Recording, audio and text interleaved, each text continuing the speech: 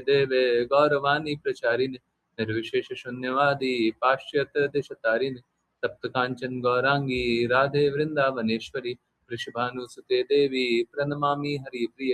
जय श्री कृष्ण चैतन्य प्रभु नित्यानंद श्री अद्वैत गदाधर श्रीवासादि गौर भक्त वृंदा। हरे कृष्णा कृष्ण कृष्ण हरे हरे राम राम राम हरे हरे। हरे कृष्णा कृष्ण कृष्ण हरे हरे राम राम राम हरे हरे। हरे कृष्णा कृष्ण कृष्ण हरे राम राम राम हरे हरे। वाञ्छाकल्पतरुभ्यश्च कृपा सिन्धुभ्य एव च पतितानां पावनेभ्यो वैष्णवेभ्यो नमो नमः।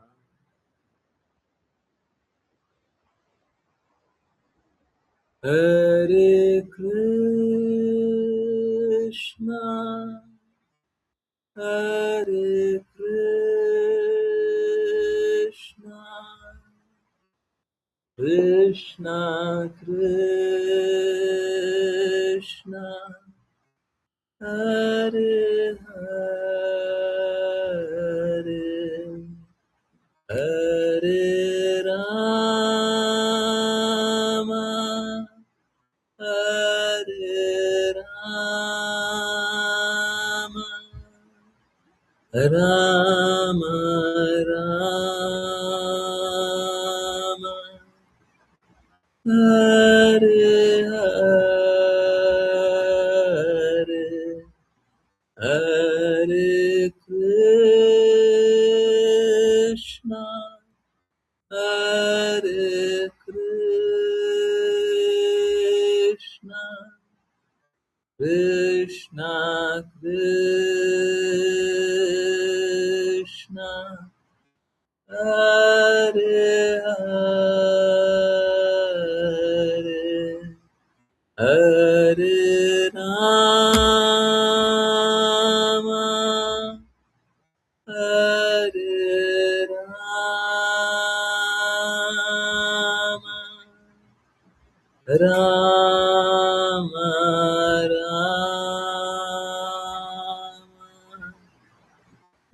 Rama Rama, Hare Hare, Hare Krishna, Hare Krishna, Krishna Krishna, Hare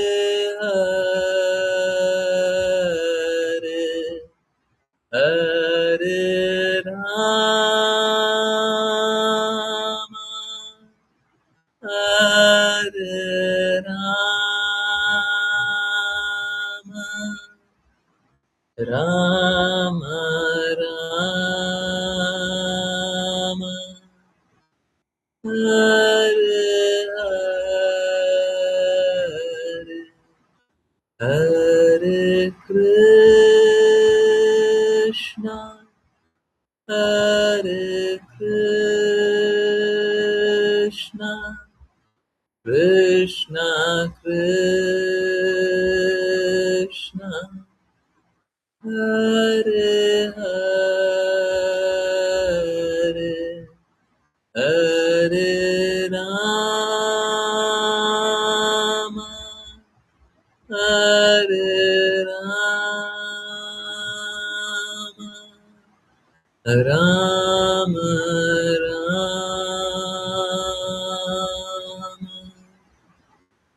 Hare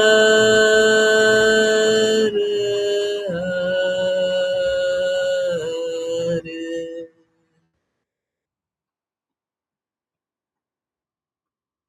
हरे कृष्णा एवरीवन, बहुत बहुत धन्यवाद सभी का ज्वाइन करने के लिए। और चलिए तो स्टार्ट करते हैं। भगवद गीता जिन जिन को रीड करना है कृपया करके हैंड रेज करें। कंटिन्यू करते हैं समझने का प्रयास। ओके, सो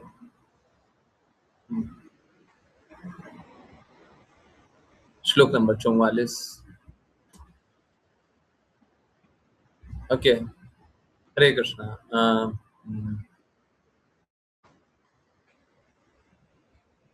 बिल्कुल प्रभु जी, आप स्टार्ट करें। हरे कृष्ण गुरु जी। पर्यायवाची शब्द भोग अर्थात भौतिक भोग, ऐश्वर्य अर्थात ऐश्वर्य, प्रसक्ता नाम अर्थात जो उनमें आसक्त है, दया अर्थात उनके द्वारा, अ अपहत चेतसाम अर्थात मोहग्रस्त मन वालों की, व्यवसायिका अर्थात दृढ़ निश्चय वाली, बुद्धि अर्थात भक्ति, समाधो अर्थात स्थित स्थिर चित्त में, न अर्थात नहीं, विधीयते अर्थात होती है। अनुवाद: जिसका मन इंद्रिय सुख और भौतिक ऐश्वर्य में अत्यधिक आसक्त है और जो ऐसी वस्तुओं से मोहित है, उनमें पूर्ण पुरुषोत्तम भगवान की भक्ति सेवा के प्रति दृढ़ निश्चय प्रकट नहीं होता। तात्पर्य: समाधि का अर्थ है स्थिर चित्त। वैदिक शब्दकोश निरुक्ति कहता है सम्यक् आधीयते अस्मिन् आत्मत्वयाथात्म्यम् तयम् अर्थात जब चित्त आत्म तत्व को पूर्ण रूप से जानने के लिए स्थिर होता है, तब उसे समाधि कहते हैं। समाधि उन व्यक्तियों के लिए कदापि संभव नहीं है जो भौतिक इंद्रिय सुख में रुचि रखते हैं अथवा जो ऐसी अस्थायी वस्तुओं से विमोहित हैं। वे भौतिक प्रकृति की प्रक्रिया द्वारा अनेक प्रकार से निंदित हैं। हरे कृष्ण गुरु। हरे कृष्णा, हरे कृष्णा। देखिए क्या है,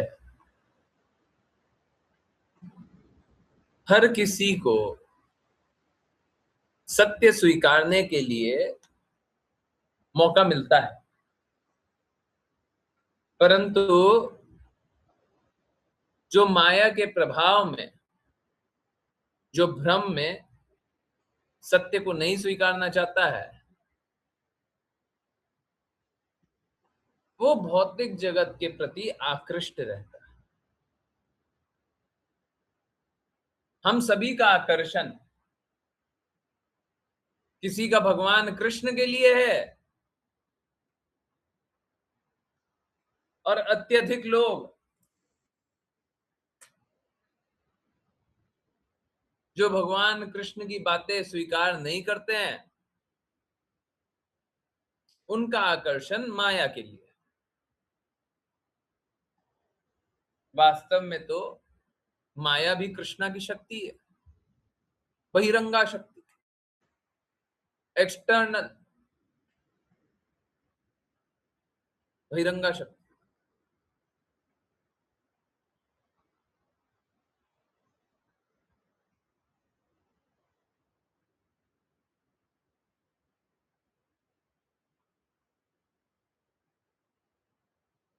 तो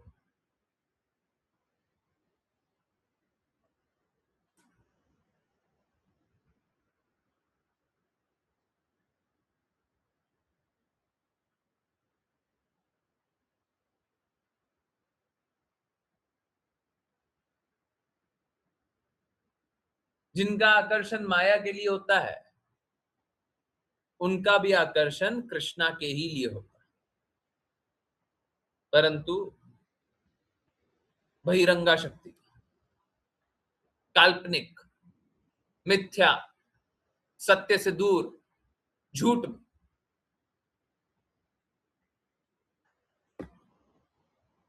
तो जो सत्य के प्रति आकृष्ट नहीं होते, वो झूठ के प्रति आकर्षित होते हैं। अत्यधिक लोग इस प्रकार से झूठ के ही प्रति आकर्षित होते हैं, क्योंकि सत्य चाहते नहीं। परंतु जो सत्य के प्रति आकर्षित हो जाता है, वो स्थिर चित्त हो जाता है। वो एक लक्ष्य,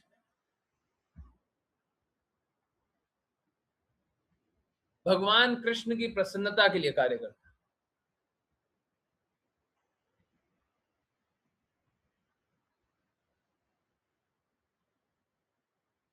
एक लक्ष्य के लिए। बाकी सबका बहुत सारा लक्ष्य होता है।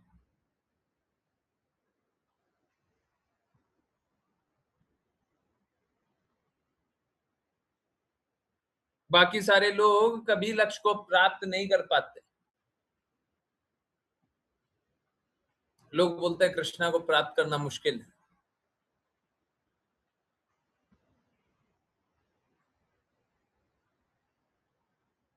एक बार के लिए मान लेते हैं हो सकता है कृष्णा को प्राप्त करना मुश्किल हो,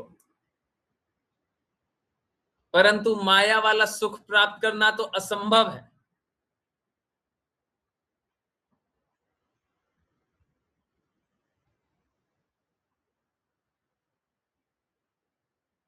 काल्पनिक सुख होता है, क्षणिक सुख होता है, परंतु वो सुख भी बाद में दुख में ही परिवर्तित हो जाता है। ये भौतिक जगत में क्या सुख है? यही बात है, यही बात है। यहाँ पे कोई सुख नहीं मिलेगा। माया के प्रभाव में जितना भटकना है भटकते रहिए, मिलना तो दुख ही है। जो इस प्रकार से अपने इंद्रियों को भौतिकता में लीन करके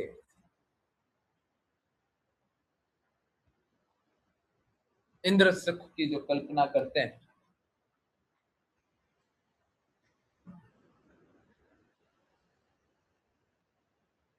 वो भौतिक जगत के छलावे से भ्रमित हो जाते हैं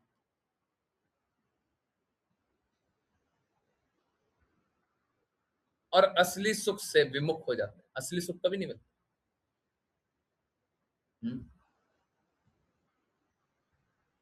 तो ऐसे लोगों को निंदित, ये सारे लोग निंदित हैं। तो भौतिक ऐश्वर्यों से आसक्त होकर के हैं, भगवान की भक्ति सेवा में दृढ़ निश्चय नहीं रखते। ओके, ऋचा माता जी, हरे कृष्ण। हरे कृष्ण गुरुजी। समानार्थक शब्द त्रैगुण्य यानी 3 गुणों से संबंधित, विषयाः यानी विषय, वेदाः यानी वेदों में, निस्त्रैगुण्य यानी भौतिक गुणों से परे, भव यानी बनो, अर्जुन यानी हे अर्जुन, निर्द्वंद्व यानी द्वंद्वों से मुक्त, नित्य सत्व स्थः यानी सदैव सत्व गुण में स्थित, निह यानी बिना, योग क्षेमः यानी प्राप्ति और रक्षा की चिंता, आत्मवान यानी आत्मस्थ। अनुवाद। वेद मुख्यतः भौतिक प्रकृति के 3 गुणों के विषय में वर्णन करते हैं। हे अर्जुन, इन गुणों से ऊपर उठो, इन सभी से अतीत हो जाओ, सभी द्वंद्वों से तथा लाभ व सुरक्षा की सभी चिंताओं से मुक्त होकर आत्मा में स्थित हो जाओ। तात्पर्य, सभी भौतिक कार्य भौतिक प्रकृति के 3 गुणों में कर्म एवं प्रतिक्रियाओं से युक्त होते हैं। वे फलित कर्मों के लिए होते हैं जो भौतिक संसार में बंधन का कारण बनते हैं।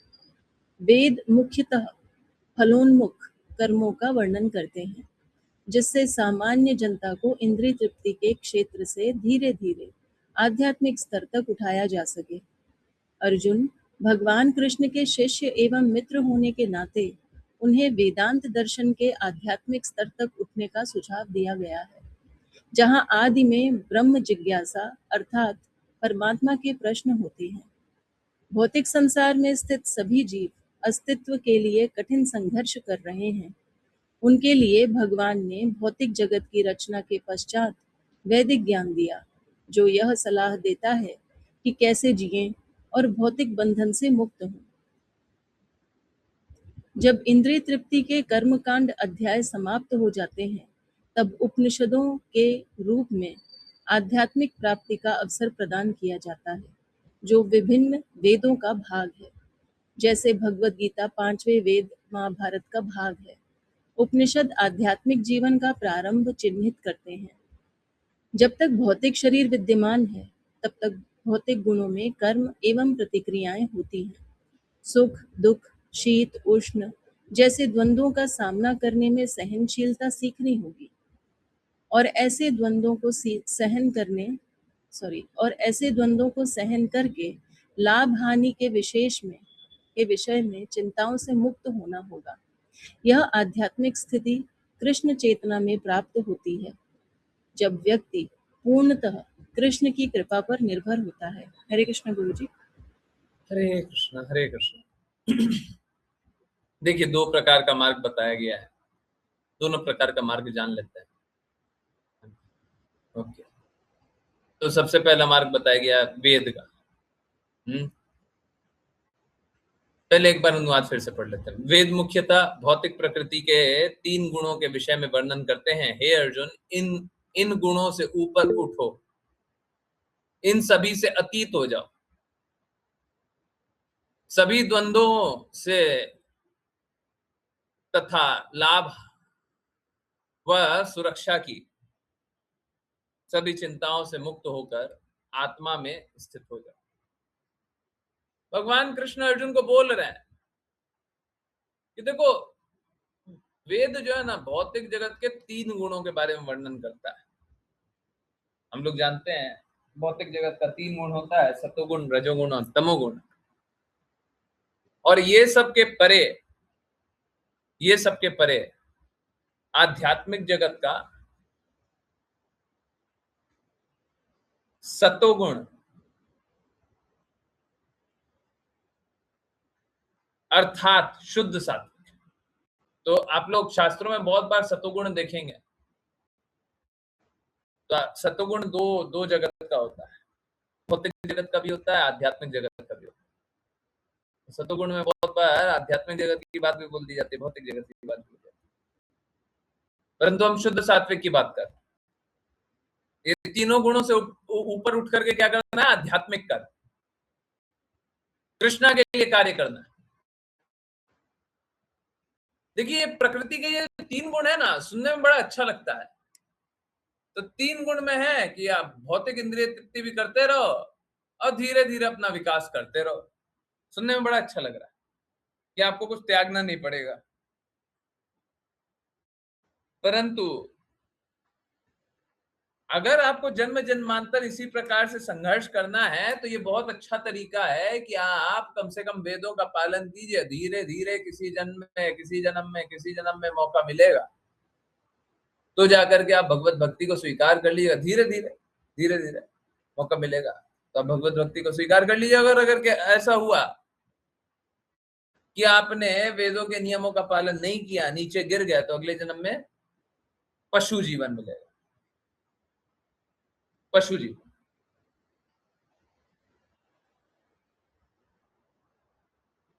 तो वेदों का पालन करना अत्यधिक आवश्यक।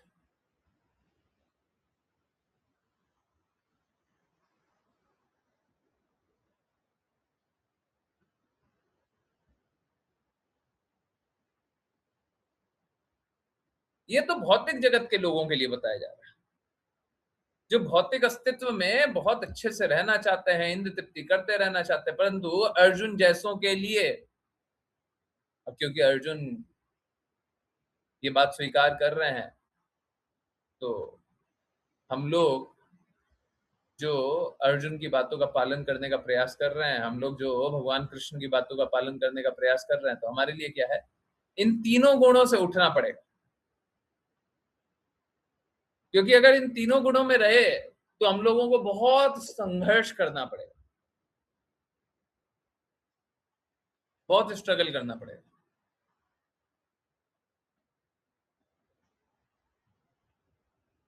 अपने अस्तित्व को बनाए रखने के लिए संघर्ष करना पड़ेगा।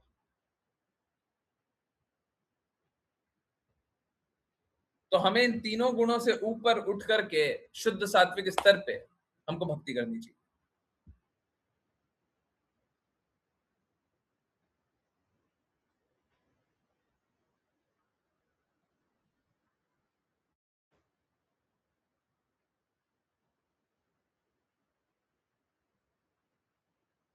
शुद्ध सात्विक स्तर पे भक्ति करने से क्या होगा?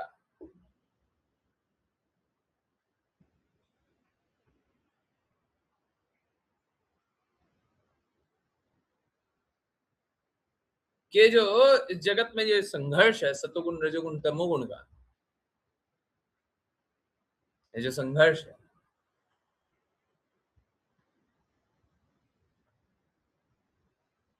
लोग उन संघर्षों से भी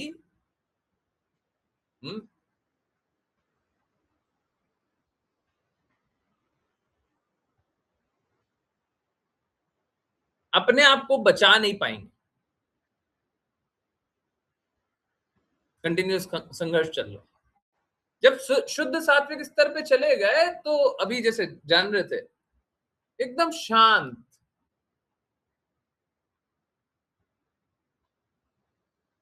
अब जैसे कोई प्रेम में स्थित रहेगा तो कैसा रहेगा, हर पल ही प्रेम अनुभव कर रहा है।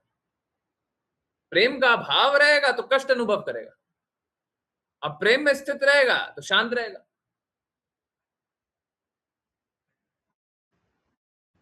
शांत रहेगा।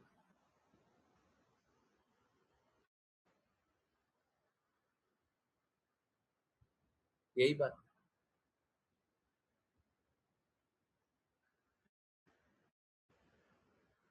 तो जो भक्त प्रेम में स्थित होते हैं वो भौतिक जगत के प्रकृति से प्रभावित नहीं होते, भौतिक गुणों से प्रभावित नहीं होते। तो भक्तों को अक्सर आप देखेंगे अप्रभावित होकर के अपना कार्य करते हैं, कोई अंतर नहीं पड़ता। ये तो वही सुख दुख हानि लाभ ये सारे द्वंद्व से मुक्त होते हैं, अपूर्ण रूप से कृष्णा पे आश्रित रहते हैं। ऐसे भक्तों को कोई सुख और दुख छू नहीं पाता, कोई सुख दुख नहीं छूता।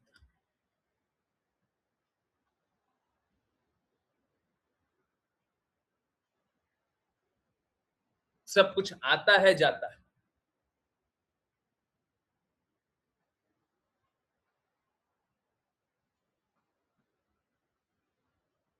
देखिए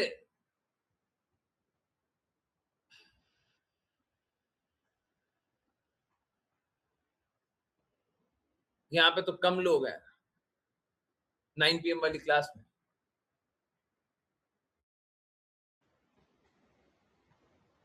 यहाँ पे बहुत लोगों का अनुभव होगा। क्या जीवन में बहुत सारा उठापटक चलता रहता है,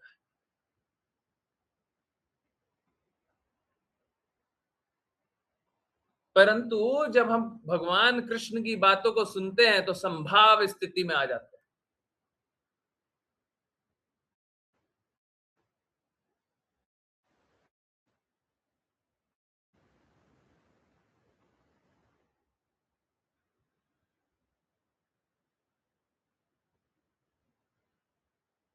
तो अगर लोग भगवान कृष्ण की कई बातों का पालन करेंगे तो ये भौतिक जगत के उठापटक से परे हो जाएंगे, सुख दुख हानि लाभ से परे हो जाएंगे, कष्टों से परे हो जाएंगे और हमेशा भगवान के प्रेम में डूबे रहेंगे। तो अगर आपको भी प्रेम में डूबना है तो इस प्रकार से भगवान जैसा बोल रहे हैं वैसा पालन कीजिए, और अगर नहीं डूबना है तो संघर्ष तो निश्चित। जो भगवान के प्रेम में नहीं डूबेगा वो भौतिक जगत के कष्टों में डूबेगा। दोनों में से किसमें डूबना है वो विकल्प आपका है, सबके पास अपना विकल्प, स्वतंत्र इच्छा सबकी। आश्लेषा माता जी, हरे कृष्ण। हरे कृष्ण गुरुजी। यावान यानी जितना, अर्थ यानी प्रयोजन, उत्पाने यानी एक कुएं में, सर्वतः यानी सभी दिशाओं में से, संप्लुतोदके यानी एक विशाल जलाशय में, तावान यानी उतना ही, सर्वेषु यानी सभी, वेदेषु यानी वेदों में, ब्राह्मणस्य यानी ब्रह्म ज्ञानी का, विजानतः यानी जो पूर्ण ज्ञान में है। अनुवाद: जो सभी प्रयोजन एक छोटे तालाब द्वारा पूरे किए जाते हैं वे सभी एक विशाल जलाशय द्वारा तुरंत पूरे हो सकते हैं। इसी प्रकार वेदों के सभी प्रयोजन उस व्यक्ति के लिए पूरे हो जाते हैं जो उनके मूल उद्देश्य को जानता है। तात्पर्य: वैदिक साहित्य में कर्मकांड विभाग में उल्लिखित अनुष्ठान और यज्ञ आत्म साक्षात्कार के क्रमिक विकास को प्रोत्साहित करने के लिए है। और आत्म साक्षात्कार का उद्देश्य भगवद गीता के 15वें अध्याय 15.15 में स्पष्ट रूप से कहा गया है। वेदों का अध्ययन करने का उद्देश्य भगवान कृष्ण को जानना है, जो सब कुछ के आदि कारण है। इसीलिए आत्म साक्षात्कार का अर्थ है कृष्ण और उनके साथ अपने शाश्वत संबंधों को समझना। जीवों का कृष्ण के साथ संबंध भी भगवद गीता के 15वें अध्याय में उल्लेखित है। जीव कृष्ण के अंश और अंशी है। इसीलिए व्यक्तिगत जीव द्वारा कृष्ण चेतना का पुनर्जागरण वैदिक ज्ञान की परम पूर्णता है। यह श्रीमद् भागवतम 3.33.7 में इस प्रकार पुष्टि की गई है।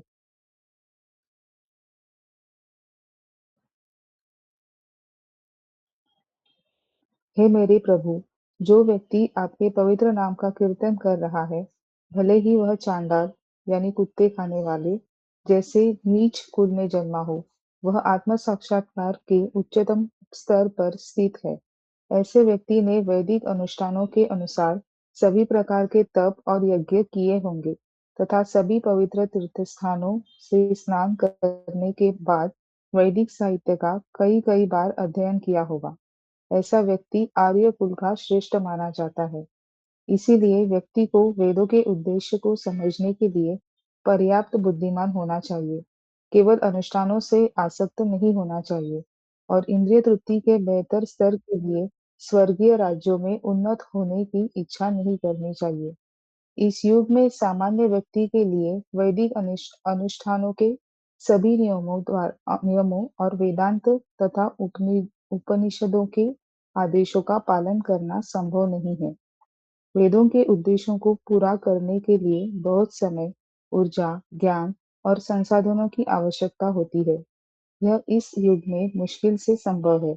हालांकि वैदिक संस्कृति का सर्वोत्तम उद्देश्य भगवान के पवित्र नाम का कीर्तन करके पूरा होता है, जैसा कि सभी पतित आत्माओं के उद्धारकर्ता भगवान चैतन्य ने प्रस्तावित किया है। जब भगवान चैतन्य से एक महान वैदिक विद्वान प्रकाशानंद सरस्वती ने पूछा कि वे भगवान वेदांत दर्शन का अध्ययन करने के बजाय एक भावुक व्यक्ति की तरह भगवान के पवित्र नाम का कीर्तन क्यों कर रहे हैं, तो भगवान ने उत्तर दिया कि उनके गुरुदेव ने उन्हें अत्यधिक अज्ञानी पाया और इसलिए उन्होंने उन्हें भगवान कृष्ण के पवित्र नाम का कीर्तन करने के लिए कहा। उन्होंने ऐसा किया और एक पागल की तरह आनंदित हो गए। कलियुग में अधिकांश जनसंख्या मूर्ख है और वेदांत दर्शन को समझने के लिए पर्याप्त शिक्षित नहीं है। वेदांत दर्शन का सर्वोत्तम उद्देश्य भगवान के पवित्र नाम का निर्दोष कीर्तन करके पूरा होता है। वेदांत वैदिक ज्ञान का अंतिम शब्द है और वेदांत दर्शन के लेखक और जानकार भगवान कृष्ण है और सर्वोच्च वेदांती वह महान आत्मा है जो भगवान के पवित्र नाम का कीर्तन करने में आनंद लेता है। यह सभी वैदिक रहस्यवाद का अंतिम उद्देश्य है। हरे कृष्ण गुरु जी। हरे कृष्ण, हरे कृष्ण। देखिए, पहले कैसा होता था, पहले लोग क्रमिक विकास पे ज्यादा ध्यान देते थे और एक्चुअली में सही रास्ता वही है, सही रास्ता यही है, क्रमिक विकास होना चाहिए। जैसे अगर सपोज करें आप कोई कार्य कर रहे हैं, माना जाए कि आप धन कमा रहे हैं, ठीक है, तो पर्याप्त ज्ञान होना चाहिए, पर्याप्त अनुभव होना चाहिए, पर्याप्त क्षमता होनी चाहिए, तब तो जाकर के आप धन कमा सकते हैं ना। अगर आपको पर्याप्त ज्ञान नहीं है, पर्याप्त क्षमता नहीं है, पर्याप्त धन नहीं है, तो धन कैसे कमाइएगा? समझ आ रहा है? हैं? हमको पहले से होना चाहिए। अगर कोई स्कूल में एडमिशन ले रहा है या फिर कॉलेज में एडमिशन ले रहा है, तो उसको स्कूल पास आउट होना पड़ेगा। कोई ये नहीं बोल सकता है कि हम स्कूल पास आउट नहीं हुए हैं, हमको कॉलेज में एडमिशन चाहिए। हैं? बड़े लोगों का अपवाद का अलग बात है, नहीं तो सामान्य रूप से लोग हंसेंगे आप पे अगर आप ऐसा बोलेंगे। अगर आपको कॉलेज में एडमिशन चाहिए तो आप स्कूल पास करके आओ। ठीक वैसे ही आपको शुद्ध भक्ति करनी है तो पहले अपनी भौतिक मलिनता नष्ट करके आओ। जब तक नष्ट करके नहीं आए हो तब तक हम आपको शुद्ध भक्ति क्यों कराएं? भौतिक आसक्ति समाप्त करके आओ। बोले कैसे समाप्त करके आए? तो देखिए बहुत सारे वेद हैं, वेदों में बताया गया कर्म कांड करो। जो लोग कर्म कांड किए होंगे जीवन में, बहुत सारा कुछ किए होंगे, तो अंतिम में अनुभव करते होंगे कि हो ही नहीं पाता है। ऑलमोस्ट एवरीवन, आप कोई भी पूजा करते हो, कोई भी व्रत करते हो, शुद्धता से हो ही नहीं पाता है ना? है? सही बात है ना? नहीं होता है ना? है? नहीं हो पाता है ना? होता है? है? होता नहीं होता है? होता है नहीं होता है? तो बात कैसा है, आप कुछ और करने जाओगे तो होगा भी नहीं। आप कितना भी प्रयास करने जाओ, व्यर्थ प्रयास कर रहे हो, व्यर्थ प्रयास कर रहे हो, व्यर्थ ही समय बर्बाद कर रहे हो। हम इस भौतिक जगत में इसी प्रकार से व्यर्थ समय बर्बाद करते रहते हैं ज्ञान लाभ के लिए। कुछ होगा नहीं। ये वेदों का ज्ञान प्राप्त करेंगे तो वेदों का ज्ञान लगाने लगेंगे तो असफल होंगे, फिर लगाने लगेंगे फिर असफल होंगे, फिर क्या करेंगे, धीरे धीरे असफल होंगे तो फिर दूसरा मार्ग, फिर तीसरा मार्ग, फिर चौथा मार्ग, फिर पांचवा मार्ग, फिर अंतिम मार्ग। अंतिम में जाकर के बोलेंगे कि देखो हमने इतना कुछ तो कर लिया, हमने भौतिक आसक्ति तो कम कर ली, पर हमारी शुद्धता कहीं से भी नहीं आ रही है। तो जब थक हार जाएं, भौतिक आसक्ति जब रही ना,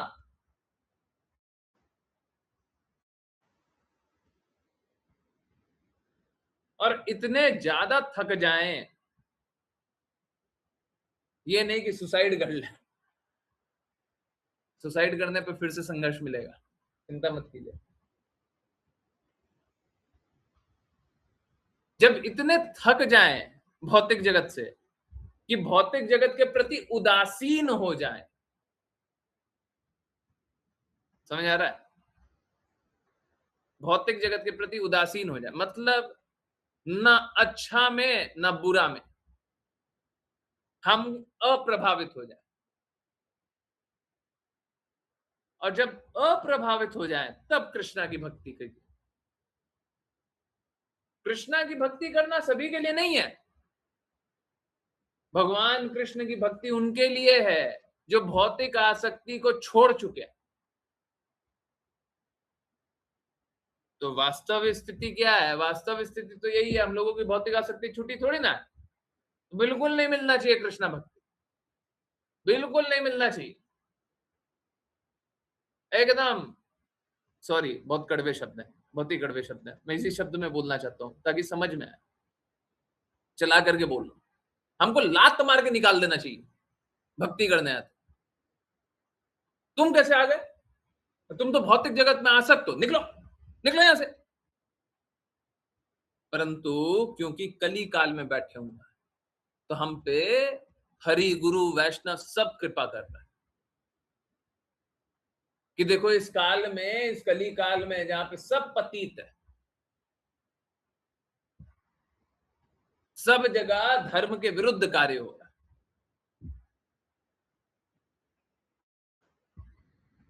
तो यहाँ पे बहुत अच्छे से निवेदन कर करके बुलाते हैं, कृपया करके आइए, सुनिए, भगवान की बातें हैं, सुन लीजिए, सुना कीजिए, भगवान की बातें सुनिएगा तो कष्टों से निकलिएगा। असलियत यही है कि हमको तो निकाल देना चाहिए, भौतिक आसक्ति रहे तो हमको एंट्री भी नहीं मिलनी चाहिए, यही बात सही है। परंतु फिर भी क्योंकि हम कली काल में बैठे हुए हैं तो हमको बहुत बड़ा लाभ मिल रहा है कि हम जब अनक्वालिफाइड हैं तब भी हमको भक्ति के बारे में बताया जा रहा है, हम भक्ति के बारे में जान रहे हैं, समझने का प्रयास कर रहे हैं, शुद्ध भक्त हम पे कृपा कर रहे हैं। जब तक हमारे अनर्थ मिटे ही नहीं है तो भक्ति का क्या है? जब भौतिक आसक्ति है तो फिर भक्ति कहां से? जब गुरु की आज्ञा का पालन नहीं कर रहे तो भक्ति कहां से? जब कृष्ण ही लक्ष्य नहीं है तो भक्ति कहां से? भक्ति कहां से? किस बात की भक्ति? नहीं मिलनी चाहिए, बिल्कुल नहीं मिलनी चाहिए।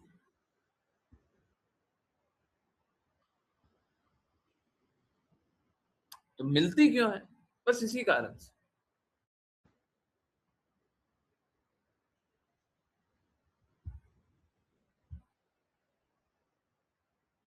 किस जगत में सब कोई बड़ा संघर्ष करता है, तो भगवत भक्त बड़ी कृपा करते हैं। जैसे गुरु महाराज ने पूरे विश्व में 108 मंदिर बना दिए,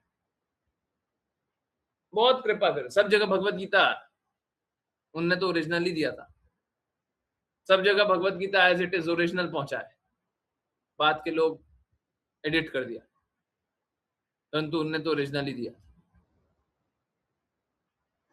इसीलिए कलयुग में अधिकांश जनसंख्या मूर्ख है।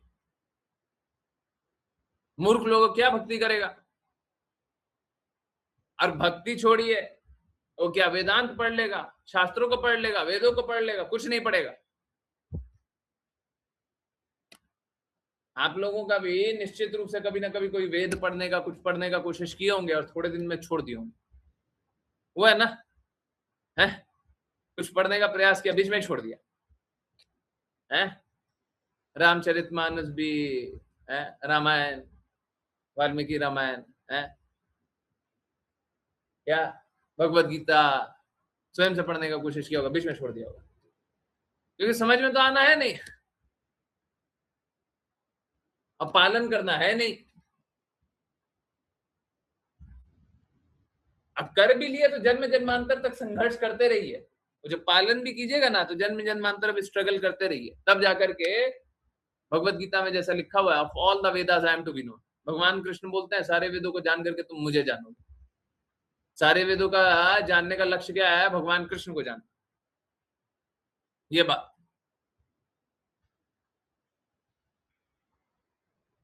तो निश्चित रूप से भगवान कृष्ण को जाना जा सकता है, बड़ी सरलता से जाना जा सकता है, परंतु अपने भौतिक हितों का नाश करके, अपने भौतिक हितों को त्याग करके, भक्त का कुछ भी भौतिक नहीं होता।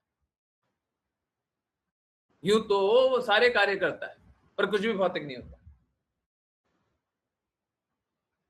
वो हर पल भगवान का चिंतन करता है, हर सारा कार्य भगवान के लिए करता है, किसी और को लक्ष्य नहीं बनाता है, हमेशा भगवत प्रेम में लीन रहता है, हमेशा भगवान का चिंतन रहता है, हमेशा भगवान का प्रचार रहता है, सारा कार्य करेगा, ऑफिस का कार्य, घर का कार्य, इसका कार्य, उसका कार्य, परंतु घर में पत्नी की प्रसन्नता, बच्चे की प्रसन्नता नहीं, कृष्णा की प्रसन्नता। ऑफिस में बॉस की प्रसन्नता नहीं, कृष्णा की प्रसन्नता।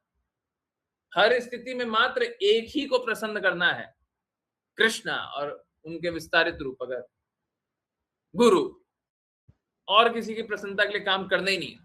एक भक्त किसी दूसरे की प्रसन्नता के लिए काम नहीं करता है। भौतिकवादी, वो वहां पे गया तो बॉस को, वहां पे गया तो पत्नी को, वहां पे गया तो बच्चे को, वहां पे गया तो पड़ोसी को, वहां पे गया तो इसको, वहां पे गया तो इस, सभी को प्रसन्न करने के चक्कर में, और होता क्या है? कोई एक भी प्रसन्न नहीं होता, कितना ही कर लो कोई प्रसन्न नहीं होता। तो यही सत्य है। अब भौतिकवादी सभी को प्रसन्न करते रहता है, कोई खुश नहीं होता है। भक्त मात्र कृष्णा को प्रसन्न करता है। कृष्णा पहली बार जब भक्त शुद्ध प्रेम से भगवान की सेवा करता है, भगवान वैसे ही खुश हो जाता है।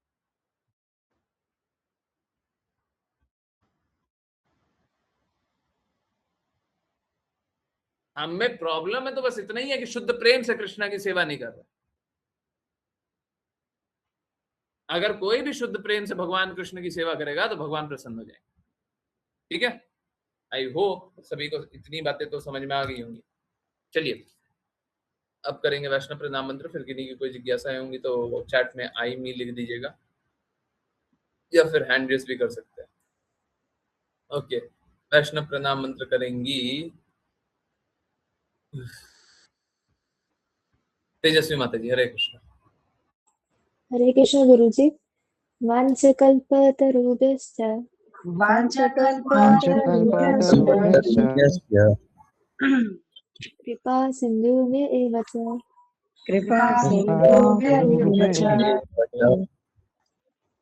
पतितानां पावनेभ्यो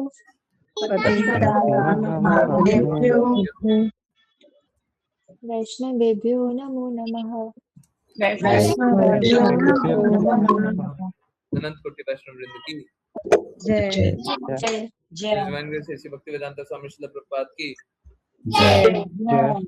श्रील भक्ति सिद्धांत सरस्वती ठाकुर गौर किशोरदास बाबा जी, भक्ति विनोद ठाकुर, जगन्नाथ दास बाबा जी, नामाचार्य श्री हरिदास ठाकुर की जय। श्री रूप सनातन भक्त रघुनाथ जीव गोपाल भक्तदास रघुनाथ की जय। श्री कृष्ण चैतन्य प्रभु नित्यानंद श्री अद्वैत गदाधर श्री गौर भक्त वृंद की गंगा माई यमुना माई वृंद देवी तुलसी महारानी पुरी द्वारका वृंदावन धाम की भगवद गीता श्रीमद् भागवतम चैतन्य चैतन्य की सभी भक्तों की हरे कृष्णा हरे कृष्णा हरे कृष्णा कृष्ण कृष्ण हरे हरे हरे राम हरे राम राम राम हरे हरे हरे कृष्णा कृष्ण कृष्ण हरे हरे हरे राम हरे राम हरे कृष्णा कृष्ण कृष्ण हरे हरे हरे राम हरे राम राम राम हरे हरे। हरे कृष्णा गुरुजी। हरे कृष्णा गुरुजी। हैंड राइट बंद कर दो। हरे कृष्ण एवरीवन। हरे कृष्ण। यस, किन्हीं की कोई जिज्ञासा, कुछ पूछना है, कुछ बताना है, कुछ बोलना है? नहीं? ठीक है, तो कीर्तन करते हैं और उसके बाद आज है संडे, संडे को होता है संडे स्पेशल।